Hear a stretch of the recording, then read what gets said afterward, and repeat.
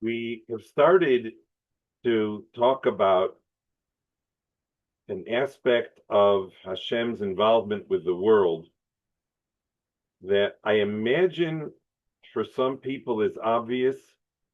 For me, it's a discovery. And that is that Hashem is actively involved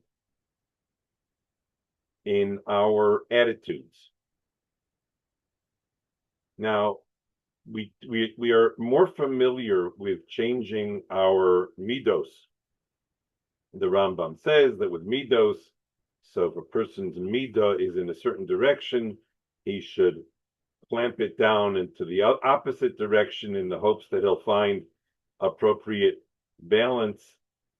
So that we know about regarding midos. However, regarding attitudes,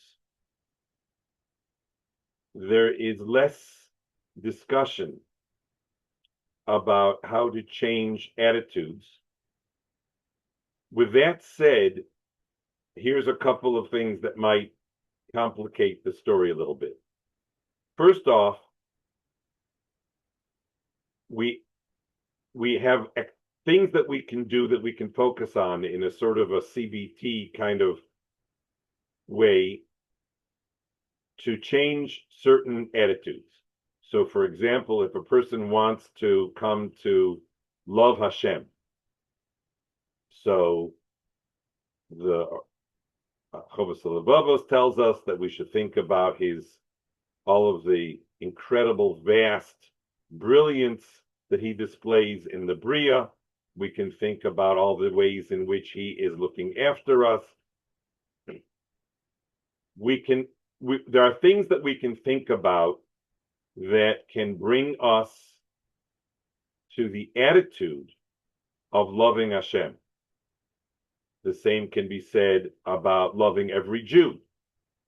There are things that we can do, I guess, first of all, by knowing that Hashem loves every Jew, that we can bring ourselves to increase our love for every Jew. So I don't want to call those things simply hishtadlus. They are themselves a mitzvah, and I'm afraid to just call them hishtadlus. But let me give you the other side of the story. The other side of the story is clear expressions. Hu yiftach libeinu b'saraso v'yasem b'libeinu ahavaso v'yiraso v'la'asos ritzono ula'avdo b'levav shalem.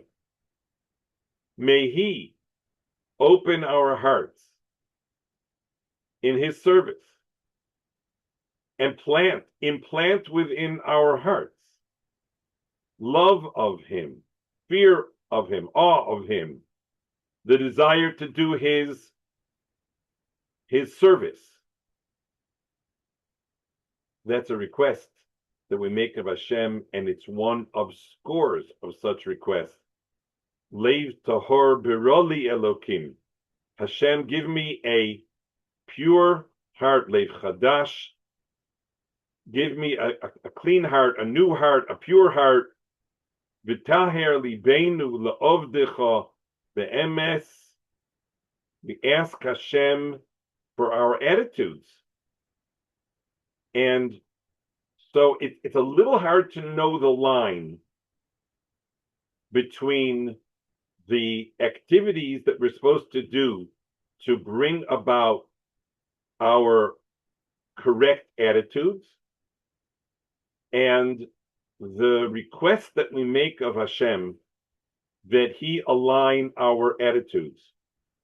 And in fact, we ask this of Hashem constantly. Yakiru v'yedu kol yoshevei sevel ki lechotich rakol berech tishavakol lashon. May everyone in the world, may everyone in creation recognize your sovereignty. It's endless. This request, Yakiru v'yedu kol yoshevei sevel, is not the only one. If you look through the Musaf davening of Rosh Hashanah, of V'simloch ato Hashem levadecha al kol ma'asecha ve'imoscha al kol ma shebarasa v'yakiru and v'yedu kol v'yeda kol tevel. Everyone should know. V'yovin kol yitzur ki ato yitzarto. Who are you asking? What are you asking for? You are asking Hashem to alter attitudes, to align attitudes with the desired effect of Malchus Hashem. Hashem's sovereignty is expressed not just by the fact that we serve him, but even perhaps more significantly by the fact that we request that we serve him. So that when someone says Yiskadal v'Yiskadash Shemei Rabba, he's not just proclaiming that Hashem is sovereign. He is requesting of Hashem that Hashem should cause his name to be exalted in all of creation forever. So when it comes to the smallest to the biggest, V'ha'arevna Hashem Elokeinu, please Hashem, cause our Torah to be sweet in our mouths. As somebody pointed out, if you've got a bitter taste in your mouth, then no matter what you put in your mouth, it tastes bitter. If a person doesn't have the sweetness of Torah, then no matter how much Torah he learns, he doesn't feel the sweetness of Torah. And the Torah is so sweet. So we ask Hashem. What do we also do? We also try to activate our ability to think, and we try to set times, and we set times for our Torah learning, etc. But it seems at a certain place that we are asking Hashem to express his sovereignty. I don't even want to use the word intervene, to express his sovereignty by aligning our attitudes. A person who wants to be an Ohev Yisrael, of course there's things that he can do, but he must recognize that he needs Hashem. And when people think that this is not Hashem's department, so to speak, they would cite the expression in Chazal, Hakol bidei shamayim, chutz miyiras shamayim, as though somehow this is my domain and it's not Hashem's domain. And as we have mentioned in the past, that attitude is extremely expensive. Because of that attitude, Klal Yisrael has not, over the time, sufficiently asked Hashem to implant the awe and the reverence and the love for him into our hearts. We either view it as being outside of his realm, or somehow he controls the world but not my heart. But he does exactly that. And we gave examples of the fact that he announced that the exodus from Egypt is going to be culminated with his changing of attitude. And he can bring the entire world, and certainly all of Klal Yisrael, to a point of clarity in his sovereignty that they're on the level of prophecy.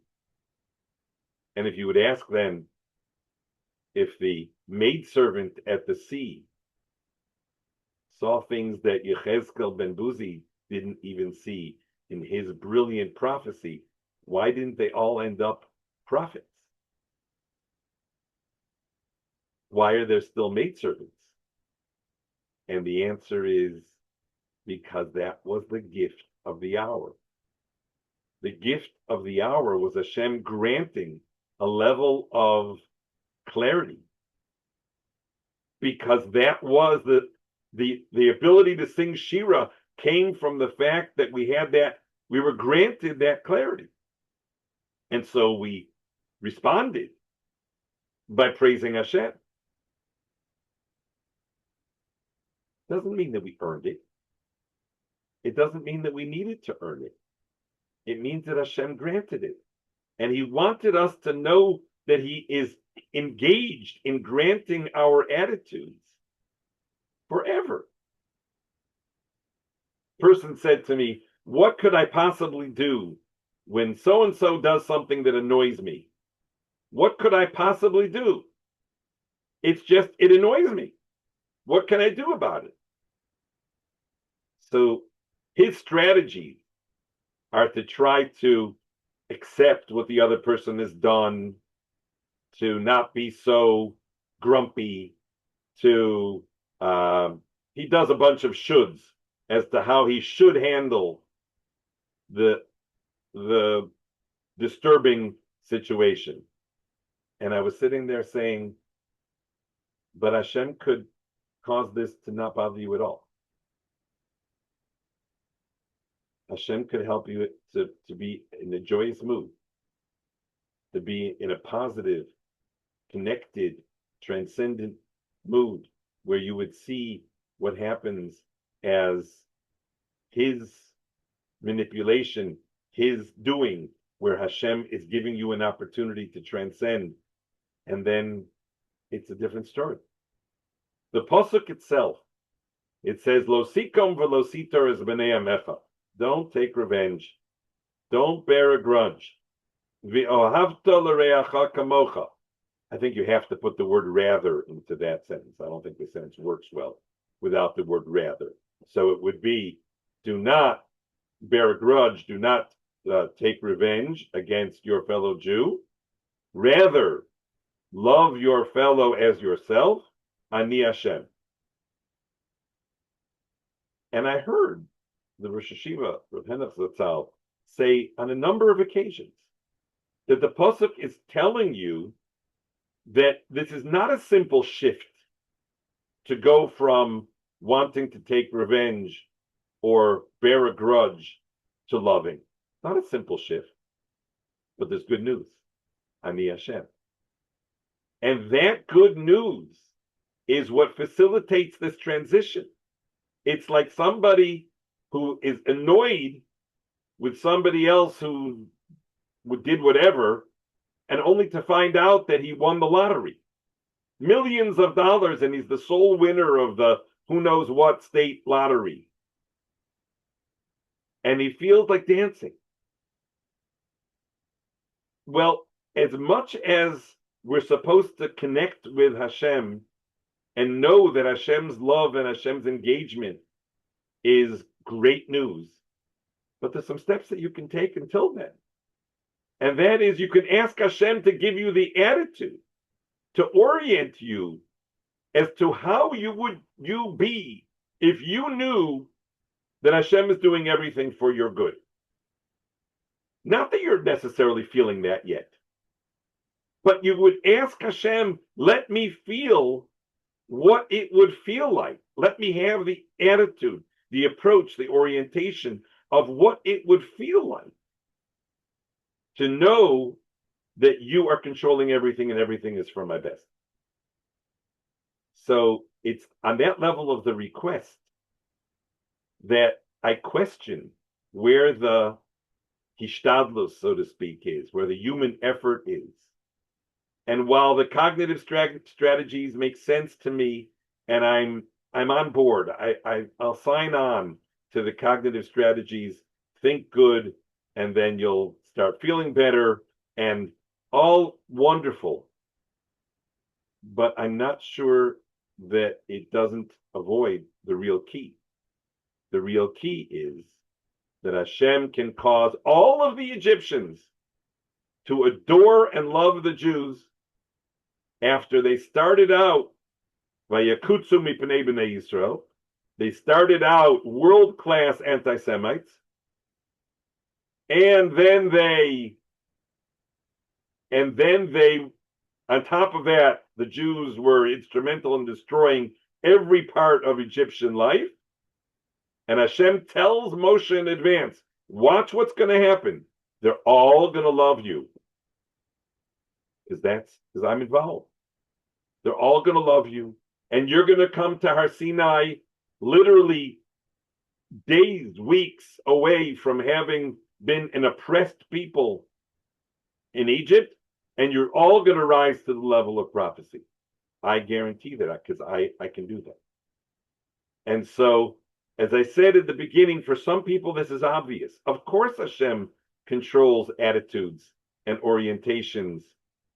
And for some, it's like, why are you introducing Hashem into my attitudes and orientations? That's my department.